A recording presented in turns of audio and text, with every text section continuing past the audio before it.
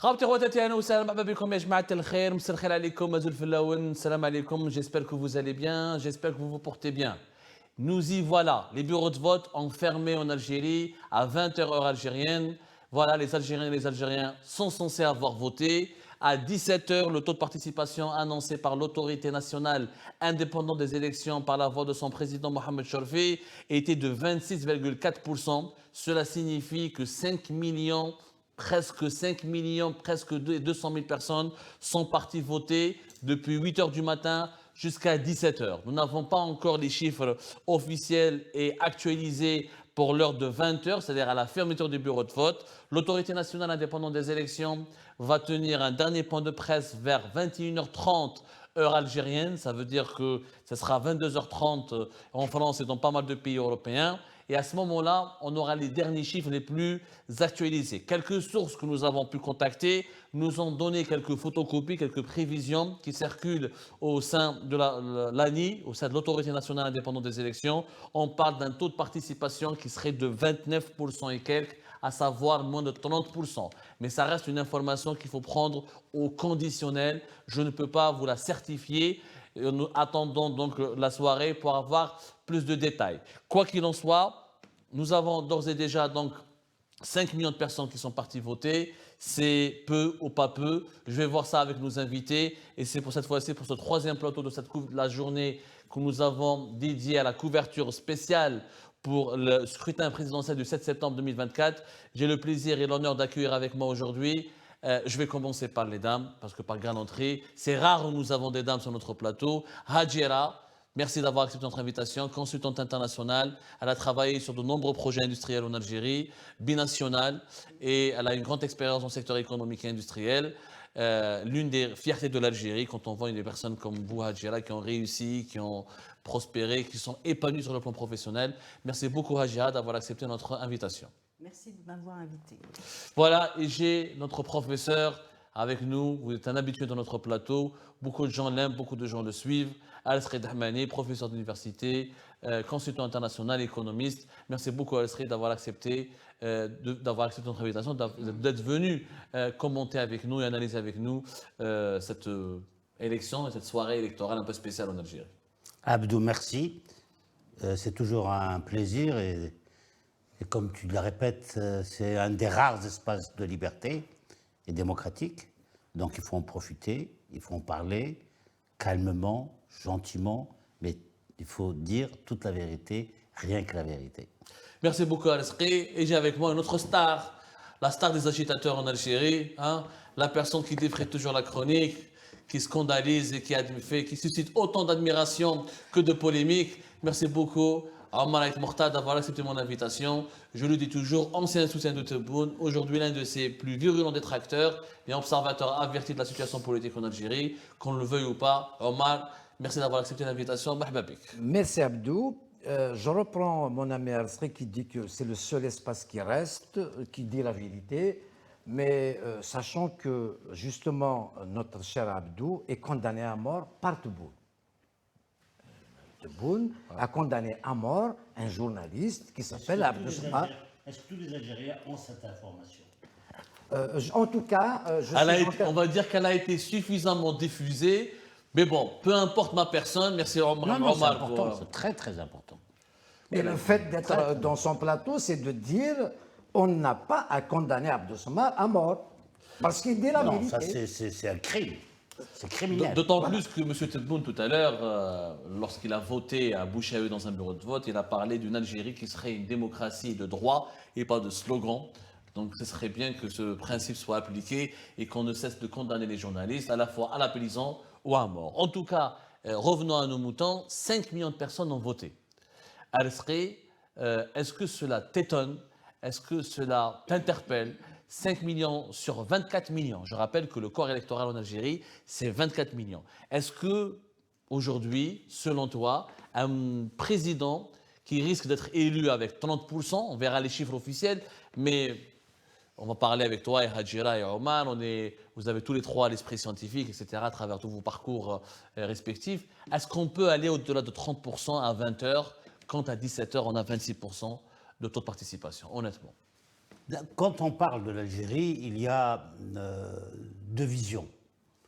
Il y a la vision du compte réel, de ce qui sort réellement des urnes. Apparemment, à 18h, on était à 26.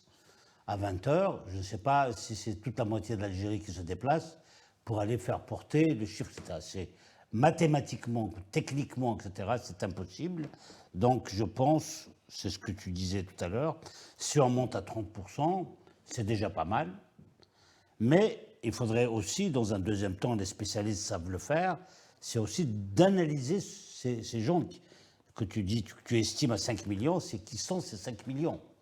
Qu'est-ce qui vote? Est-ce que c'est le peuple réel? Voilà. Est-ce que c'est l'armée? Est-ce que c'est les Alors, fonctionnaires? ce ne sont pas mes estimations, ce sont les estimations de l'autorité, c'est les chiffres de l'autorité Oui, nationale non, mais c'est très indépendante des élections. C'est Si je, officiel, les, autorisé. si je les reprends, parce que tu as cité tes sources. Ouais. Donc c'est sérieux. Oui, c'est très sérieux. Très sérieux. Et Donc très ça, c'est la officiel, première très question. officiel. La deuxième question, je suis agréablement, vraiment agréablement surpris sur ce chiffre parce que d'habitude, traditionnellement, on annonce 70, 80, et même il y a eu des coups à 90%. Imagine. Pas sur les participations, là, sur les scores. Non, je te sur parle les de scores des l'histoire. Je te parle de Ah, l'histoire. en général. Non, je te parle de l'histoire. C'est-à-dire qu'on peut noter qu'il y a quelque chose, il y a des progrès sur le chiffre qu'on annonce, mais aussi, il faut s'interroger sur la signification politique de ce chiffre.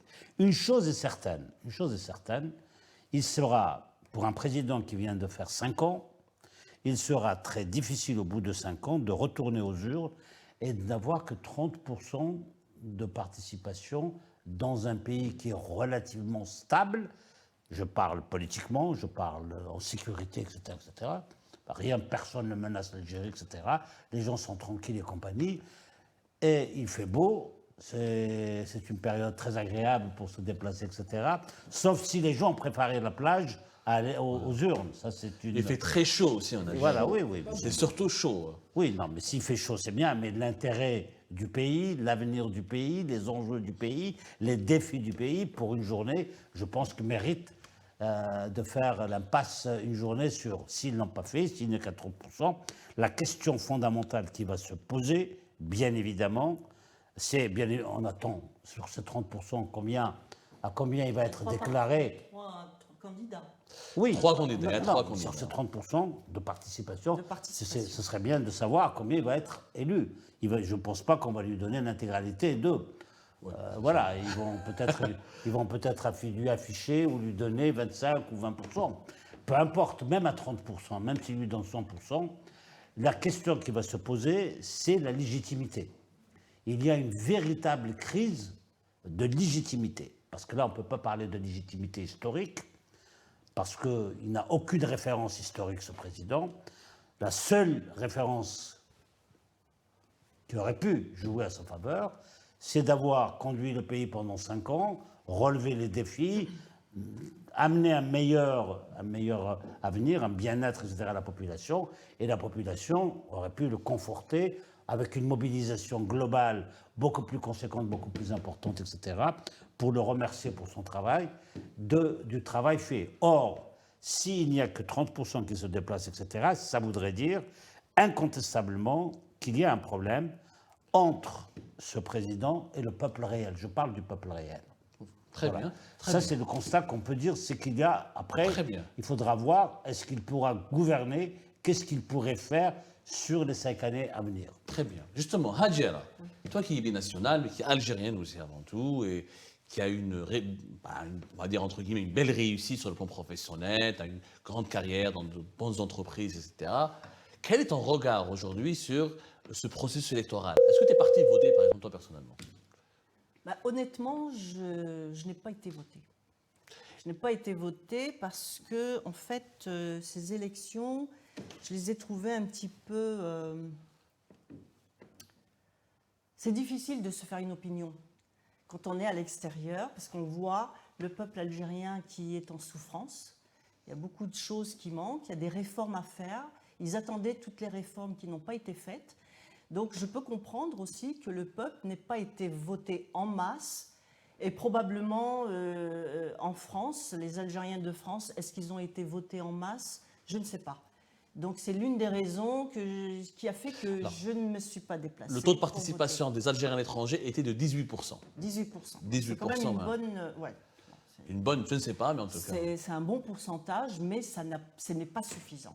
Est-ce que ça t'est déjà arrivé de voter dans de précédentes élections dans l'histoire de l'Algérie? Ça remonte à très très loin en fait. Très très loin. Très très loin. Ouais.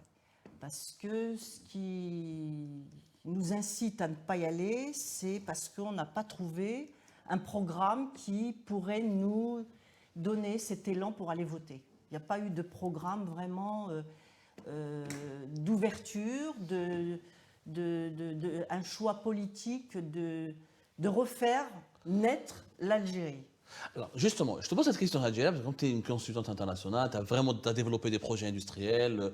Juste pour que nos téléspectateurs et téléspectatrices sachent de quoi il s'agit, tu as été par exemple impliqué dans le développement des projets du tramway en Algérie, etc. Oui, avec Alstom. Avec Alstom, etc. Donc, c'est une grande entreprise. Je Oui. pose cette question parce qu'on a du mal à comprendre. Est-ce qu'il y a un rapport direct entre le développement d'un pays et la légitimité de ses institutions? Autrement dit, dans un pays où il y a une crise de légitimité des institutions, est-ce que le développement économique est possible? Parce que les Algériens et les Algériens, aujourd'hui, comme tout le monde, ils veulent du développement, ils veulent un confort matériel, ils veulent accéder à des biens de consommation, ils veulent un train de vie, ils veulent une qualité de vie. D'ailleurs, l'une des grosses polémiques de cette campagne électorale a été provoquée par un dirigeant islamiste qui s'appelle Abdelkader Benguelina, qui est partisan de Tebboune, et qui a dit qu'on peut mieux vivre en Algérie avec 30 000 dinars qu'en Suisse avec 5 000 euros. Et ça a suscité tellement de polémiques que oui. le reste des événements d'actualité liés à la campagne électorale ont été totalement obscurcis. Est-ce qu'il y a une relation directe entre développement et sous-développement et légitimité des institutions? Entre développement et sous-développement. Oui. Et légitimité des décideurs ou des institutions.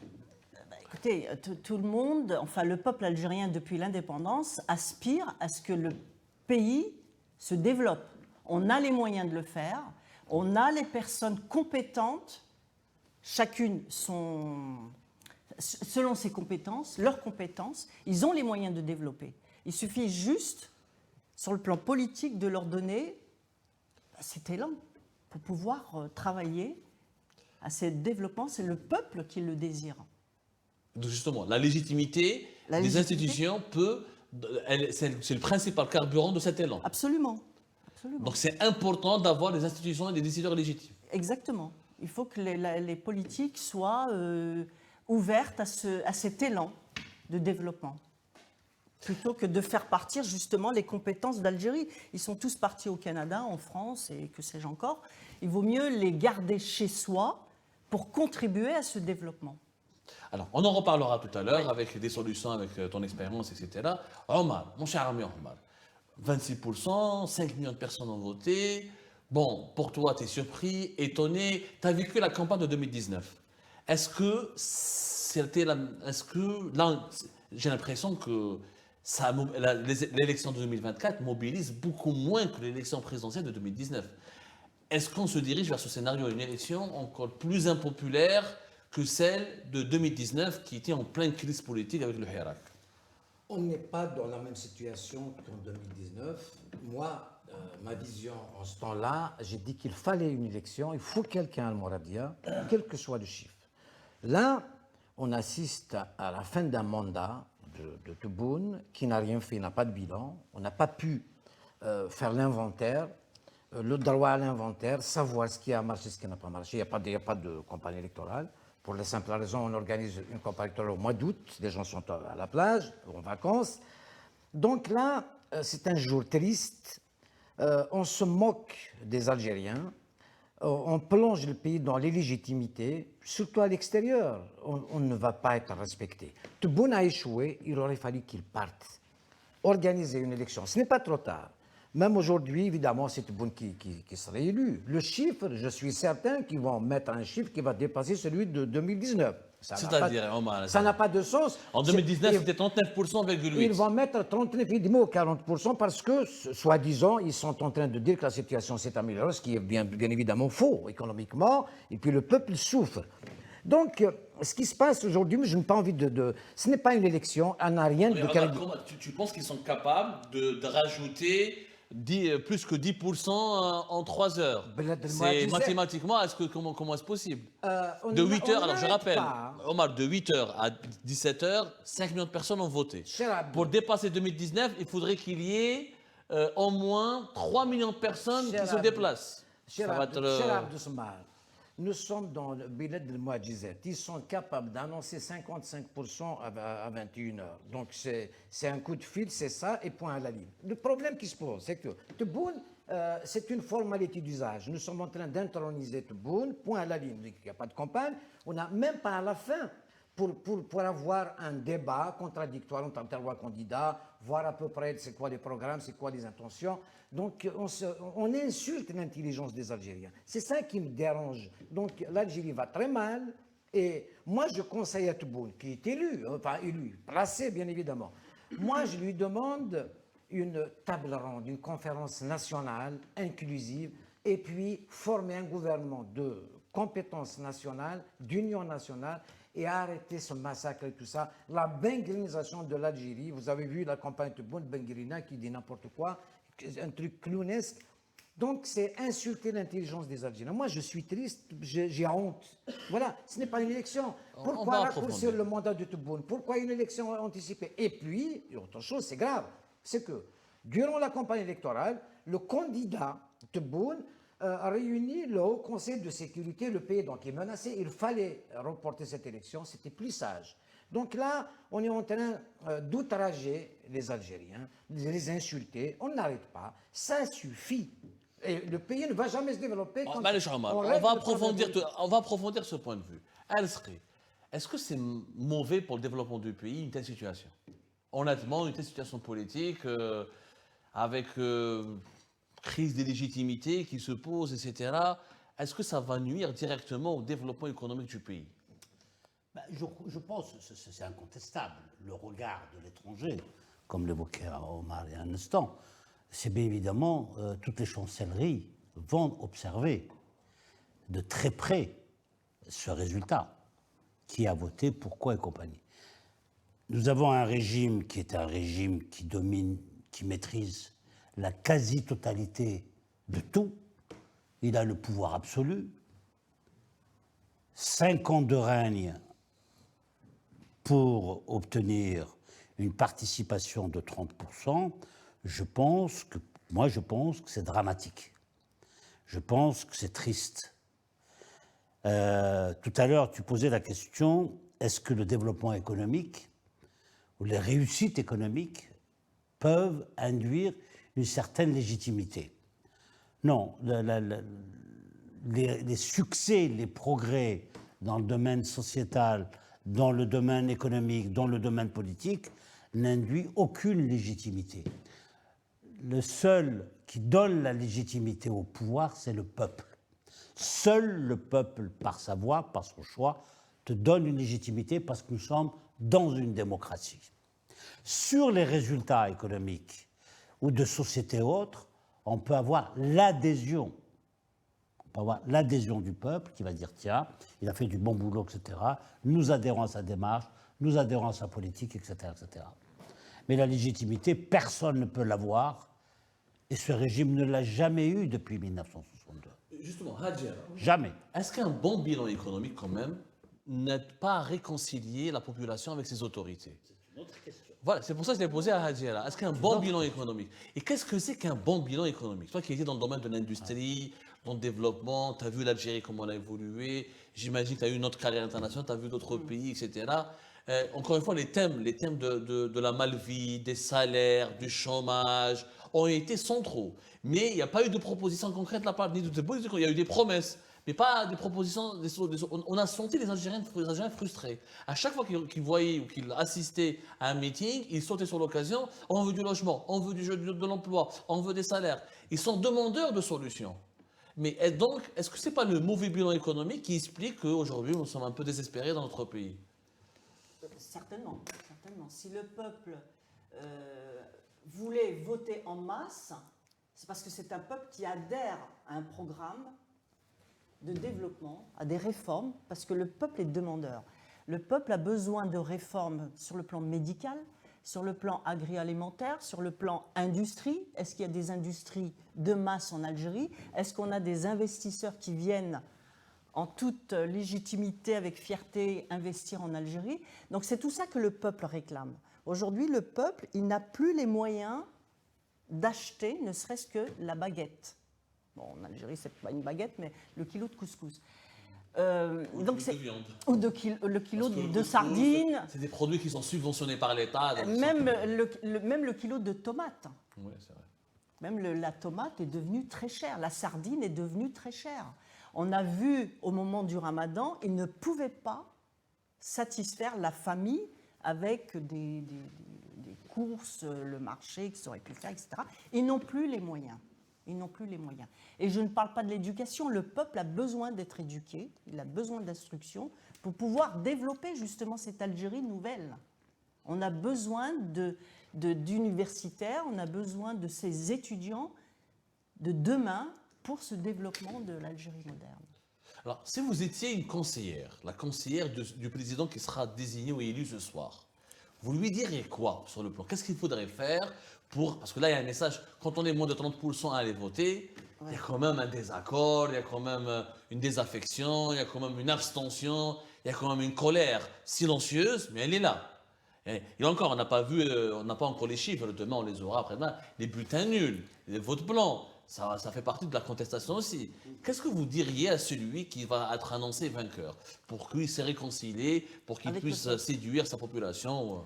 Il faudrait d'abord qu'il soit un président rassembleur, qu'il n'y ait pas de diversité au niveau du peuple, de l'économie, etc. Il faut que ce soit un rassembleur, il faut qu'il écoute le peuple, et il faut surtout qu'il le réforme et qu'il écoute les gens qui ont envie de réformer.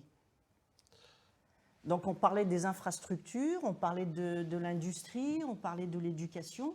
Est-ce que le président est motivé pour écouter les gens de bonne volonté qui peuvent justement le conseiller?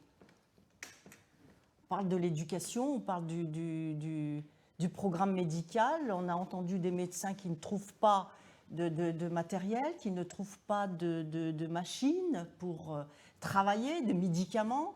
Ils ne trouvent pas de personnel soignant formé. Donc c'est tout ça qu'il faut réformer. Et c'est possible de réformer quand on n'a pas l'appui, l'adhésion de la population? Est-ce que c'est possible? Non, il faut qu'il y ait l'adhésion de la population. Sinon, on ne peut pas travailler tout seul. Un président qui travaille tout seul ne peut rien faire. Il faut qu'il y ait une adhésion de la population qui a cette volonté. On a des jeunes en Algérie qui ont cette volonté de travailler pour leur pays, de développer leur pays. À l'échelle internationale, hein, on ne parle pas du national, mais à l'échelle internationale. L'Algérie, elle a cette comment dire, la possibilité de s'investir à l'international. Est-ce que voter est une marque d'adhésion? Est-ce que le fait que les Algériens ne votent pas assez, cela signifie qu'ils n'adhèrent pas? Qu'ils n'adhèrent pas. On est d'accord là-dessus? Ah oui, tout simplement. Ils n'adhèrent pas. Je ne sais pas si c'est à la politique ou aux rêves qui n'ont pas été tenus, à l'espoir des Algériens qui n'a pas été tenu. Donc c'est tout ça qu'il faut revoir, oui, probablement. Il faut que le président soit à l'écoute. Très bien. Omar, tu as suivi la campagne, tu as fait déjà une campagne. Encore une fois, tu ne nous as pas expliqué. C'était quoi la différence entre 2019 et aujourd'hui? Là, on peut parler de tout ce que tu veux, sauf d'élection. C'est une formalité d'usage. C'est un coup de force de Tebboune. Et le trio Boualem, Chengriha et Tebboune vont faire mal à l'Algérie, vont rentrer l'Algérie dans le noir. Tebboune a fonctionné sans gouvernement. Logiquement, on voit agir le Premier ministre, des ministres, alors qu'on a fonctionné depuis 5 ans avec les déclarations de Tebboune. Des déclarations en plus clownesques parfois. Hein.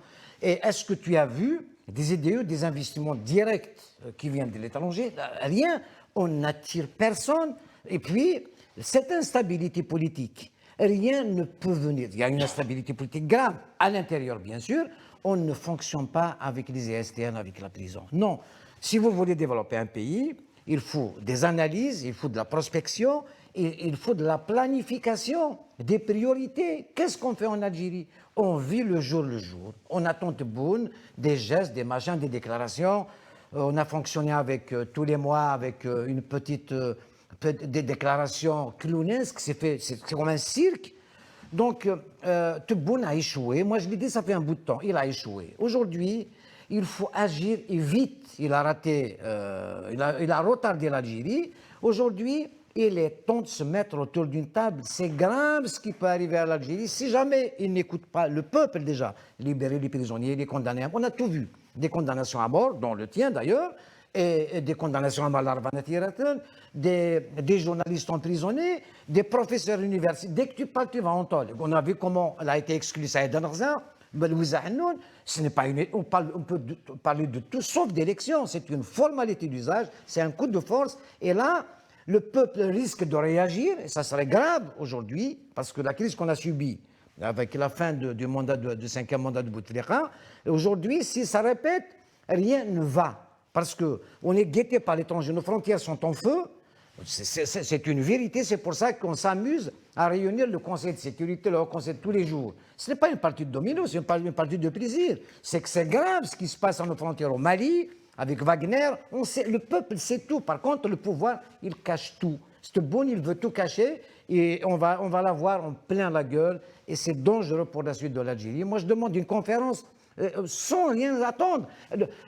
Tu as entendu le Premier ministre dire un mot un jour?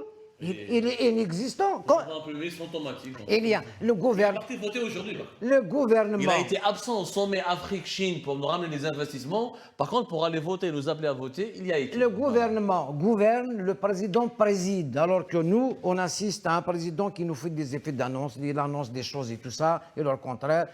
Quand il annonce 3 millions de mètres cubes d'eau dans la Méditerranée, il va assécher la Méditerranée. En plus, à l'ONU, faire un discours à l'ONU dans une salle vide.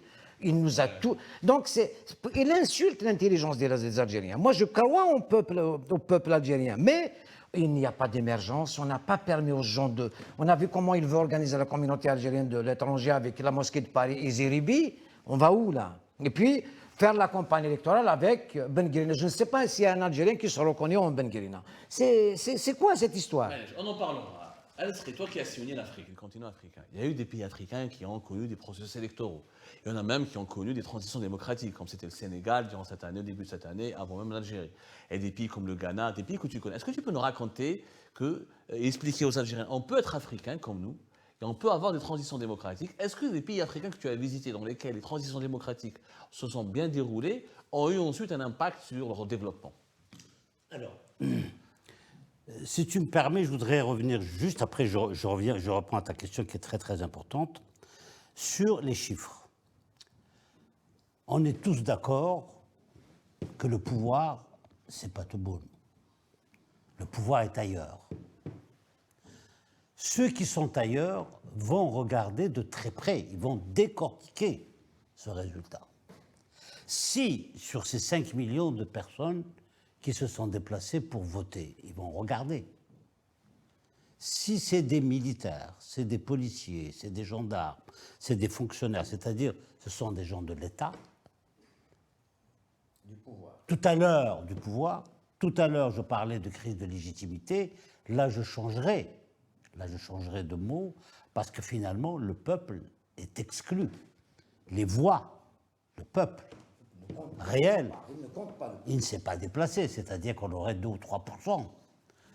Et ça, c'est très très grave, mais le pouvoir réel a l'information que le peuple n'adhère pas ni aux conditions d'organisation des élections, ni au choix des candidats. Ça voudrait dire qu'il y a eu des erreurs profonde et importante dans tout ce processus qui a été mis en place pour certainement éteindre rapidement le feu et envisager dans de meilleures conditions l'avenir. Ça, c'est la première chose qu'il faut qu'on ait tous en tête. Tout à l'heure, c'est toi qui parlais d'éducation, je suis désolé. Dans une famille, dans n'importe quelle organisation, pour essayer d'éduquer quelque chose, il faut être soi-même éduqué.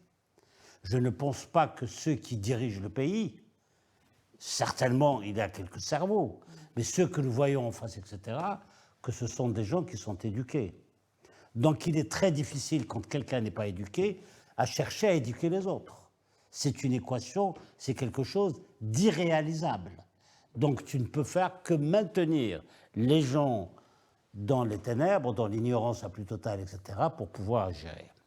Maintenant, les conséquences les plus importantes, c'est le regard de l'international. Aujourd'hui, l'Algérie, tous les pays ont les yeux tournés sur l'Algérie. Dans les instances internationales, tu évoquais un instant son discours à l'ONU, etc. Qui va respecter ce pays avec 2 ou 3% du peuple réel qui a voté? Donc on est dans une situation dramatique. Ça veut dire quoi? Je vais conclure là-dessus. Soit il a une dignité, je pèse mes mots, il a une dignité, que lui-même va avoir la réalité de ces chiffres, il doit démissionner. Il n'a ni l'adhésion, ni la légitimité. Et dans la légitimité, ni la légitimité du peuple par voix, par vote, ni la légitimité historique. Parce que le mot magique, la seule définition que connaissent depuis 62 jusqu'à aujourd'hui en Algérie qu'on connaît, c'est la légitimité historique. Or, lui, il n'est nulle part dans tous les organismes du FLN, que ce soit à l'étranger, que ce soit, etc., il n'existe nulle part. Donc, on est dans une crise politique très profonde, sauf si on veut soulever le tapis et mettre tout sur le tapis, et on continue comme avant. En ce moment-là, bien évidemment, nous n'avons plus rien à dire. Maintenant, je reviens à ta question.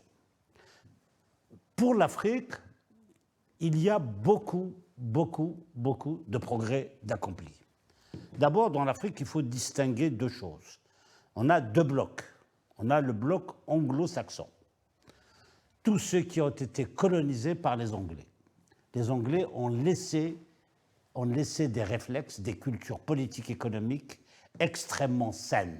Pourquoi? Parce que les Anglais n'étaient pas dans des logiques de colonisation, de peuplement, juste de business et de commerce. Dans ces pays-là, en Tanzanie, en Éthiopie, etc., on a des vraies élections démocratiques, élues, etc. Certains pays, grâce au travail accompli par des moments, par des hommes d'une certaine éducation, le Sénégal, la Tunisie quelque part, pas avec Ben Ali, avec Bourguiba. Ce sont des personnes d'un très grand niveau d'éducation politique, etc., qui ont éduqué et qui ont travaillé à la mise en place de constitutions, de votes, de pratiques démocratiques. Même si c'est très complexe, même si ça, mais on a vu l'exemple le plus éclairant, c'est le cas du Sénégal. Le gars, 2 mois avant, il était dans les tôles, dans la tôle, etc. 10 jours avant. 10 jours, voilà, 10 jours avant, etc. il était en tôle, après il devient président. Et il devient président. Il n'y a pas plus démocratique que ça. C'est des leçons qu'on peut dire aussi à la terre entière. C'est extraordinaire. On le voit dans beaucoup. La Côte d'Ivoire, qui a été très critiquée après multiples crises, ils sont arrivés, ils commencent à sortir quelque chose. Un pays qu'on considérait comme complètement, c'est le Gabon qu'on complétait, c'est fini, c'est pris par la famille et compagnie, des Bongo et compagnie, ça se débloque, etc. C'est pour ça que l'Algérie est une équation extrêmement difficile à régler. Pourquoi? Parce que, comme je t'ai toujours dit, même quand j'ai envie d'écrire quelque chose sur l'Algérie, j'ai toujours du mal à trouver où est le point de départ. Parce que quand j'ai envie d'écrire quelque chose, j'ai un point de départ. Le point de départ, c'est un discours de politique économique. C'est un politique au niveau de l'éducation, sur la santé, sur les relations internationales, etc., etc. Voilà. Donc ça, c'est très difficile parce qu'il n'existe pas, c'est une politique au jour le jour. Il n'y a pas de stratégie. Je finis, si tu me permets. Donc moi, il y a la grande mascarade de ces élections, qui est une réalité absolue, et il y a la réalité qui est le peuple. On ne peut pas, parce qu'il y a une mascarade, qu'on abandonne le peuple. Ça, ce serait criminel, c'est inadmissible, inacceptable.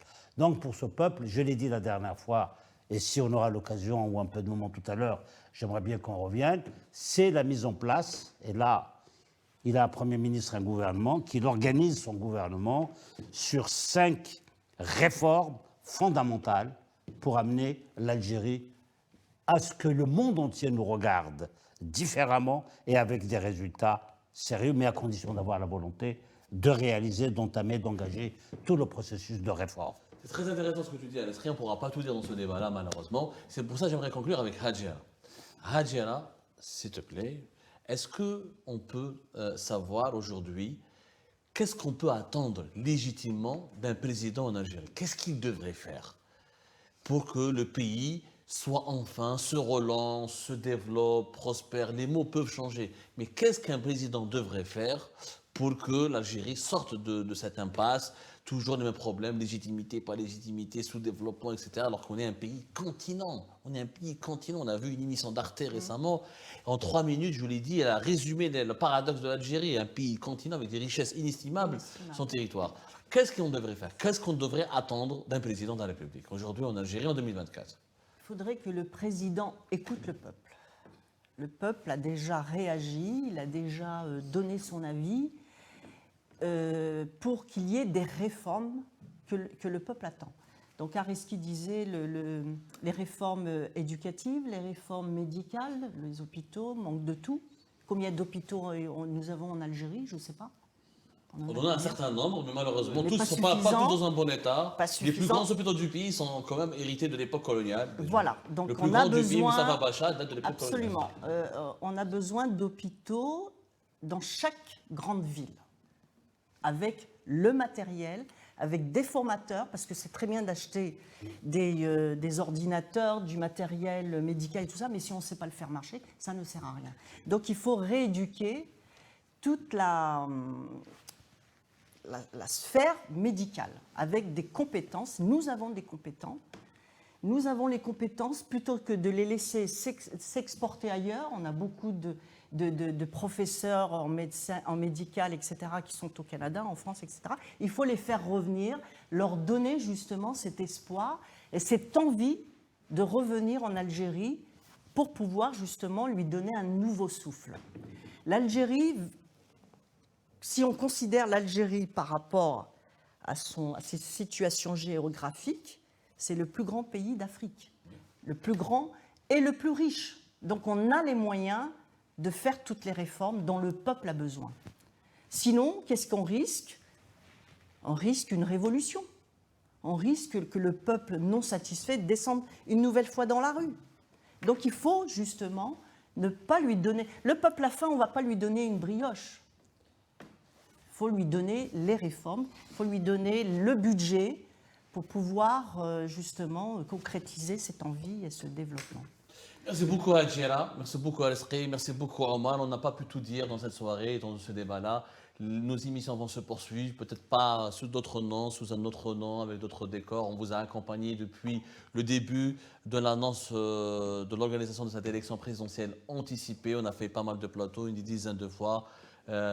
Plusieurs invités ont défilé. Voilà, on n'a pas encore le résultat de cette élection, on y reviendra, ça va s'être annoncé très tardivement ce soir ou demain. En tout cas, les débats, les réflexions, les discussions sur notre plateau vont se poursuivre avec toujours un seul but, qu'un seul but, informer, éclairer, accompagner pour avoir une opinion fiable. Sans une opinion fiable, on ne peut jamais évoluer dans notre vie, ni construire un pays, ni pouvoir se positionner sur des questions existentielles. C'est ça notre métier et on se contentera de faire cela. Si on le fait bien, c'est déjà énorme. Merci beaucoup à vous. Et à bientôt.